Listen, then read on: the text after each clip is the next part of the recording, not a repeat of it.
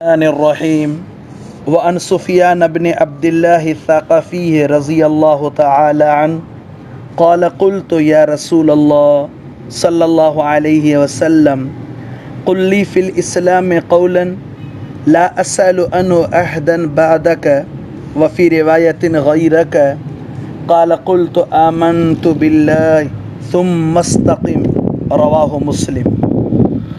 حضرت سفیان رضی اللہ تعالیٰ عنہ ثقیف قبیلے سے اس کا تعلق ہے، یعنی طائف کے رہنے والے ہیں۔ اس نے پیغمبر مدنی صلی اللہ علیہ وسلم کی خدمت عالیہ میں آ کر عرض کیا، پیغمبر علیہ السلام کی خدمت عالیہ میں آ کر عرض کیا کہ آقا مجھے اسلام کی کوئی ایسی جامع بات بتا دیجئے کہ آپ کے بعد مجھ کو کسی دوسرے سے پوچھنے کی ضرورت باقی نہ رہے۔ اور ایک روایت کے الفاظ اس طرح ہیں کہ آپ کے علاوہ کسی دوسرے سے پوچھنے کی حاجت نہ رہے۔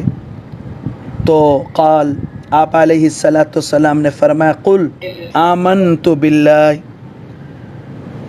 زبان و دل سے اس بات کا اقرار کرو کہ میں اللہ پر ایمان لایا ہوں، پھر اس اقرار اور اعتراف پر ڈٹ کر قائم رہو۔ اب اس حدیث مبارکہ میں تکمیل اسلام سے متعلق ایک جامع قول ارشاد فرمایا گیا، اور اس جملے کے اندر تواب اسلام کے سب آ گئے، گویا کہ پوری شریعت کی بات مکمل ہو گئی۔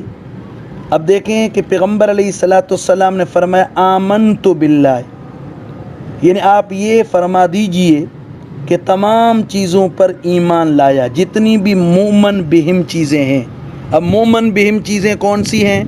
ہم ایمان آمنت باللہ و ملائکتہ و کتبہ و رسلہ والیوم الآخر والقدر خیرہ و شرہ من اللہ تعالی والبعث بعد الموت، بالخصوص تقدیر کا مسئلہ، بھئی میری جس بیماری کی وجہ سے موت لکھی ہوئی ہے اسی سے ہی ہوگی، اور جو کچھ لکھا ہوا ہے وہی ہوگا۔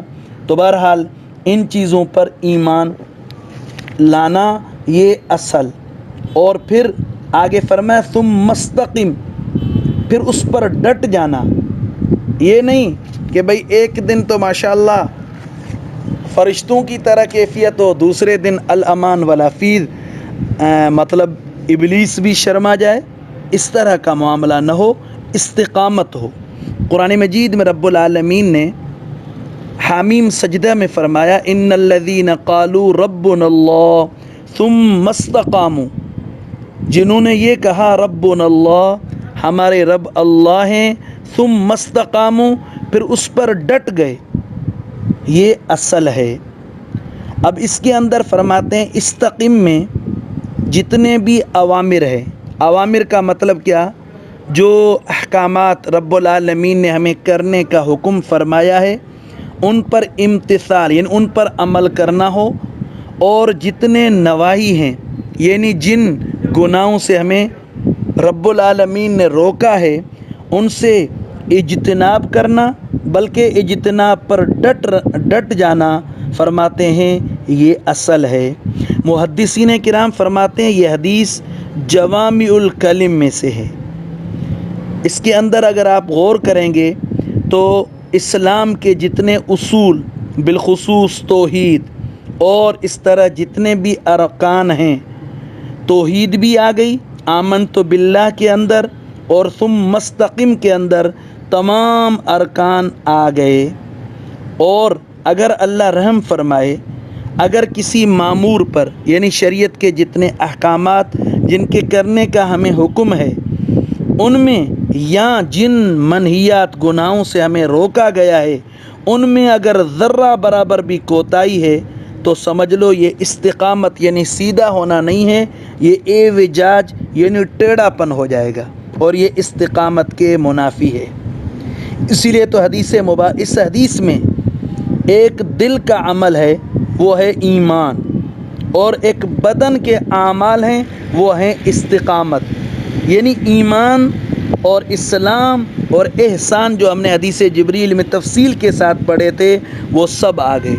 اس حدیث کے اندر جو بات سمجھنی ہے وہ استقامت کی ہے۔ استقامت پیغمبر مدنی صلی اللہ علیہ وسلم فرماتے ہیں کہ شیبتنی ہود و اخواتہا، یعنی مجھے سورہ ہود نے اور اس کی بہنوں نے بوڑھا کر دیا، کیونکہ سورہ ہود میں حکم ہے فاستقم کما امرت، آپ استقامت اختیار کیجئے جس طرح آپ کو حکم کیا گیا ہے۔ استقامت اصل ہے، نماز ہو، روزہ ہو، زکوٰۃ ہو، حج ہو، جتنے بھی احکامات ہیں، اور اس طرح گناہوں سے بچنا بھی ہر وقت جب تک مرتے نہیں ہیں۔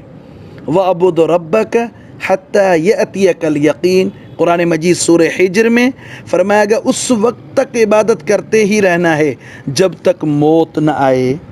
اس لیے تو صوفیاء کرام کے ہاں ایک اصطلاح ہے الاستقامت خیر من الف کرامت، ہزار کرامتیں کوئی دکھائے لیکن فرماتے ہیں ہزار کرامتیں ہمیں کوئی دکھائے لیکن فرماتے ہیں اگر استقامت نہیں ہے تو کسی کام کا نہیں۔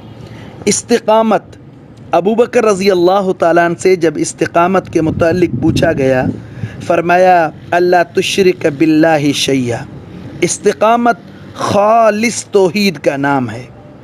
عمر رضی اللہ تعالیٰ عنہ سے جب استقامت کا پوچھا گیا فرمانے لگے تستقیم علی الامر والنہی ولا تروغ روغان الثعالب، فرمانے لگے حق و باطل کے وقت حق پر مضبوط ڈٹ جاؤ، لومڑی کی طرح ادھر ادھر کی کلا بازیاں نہ کھاؤ۔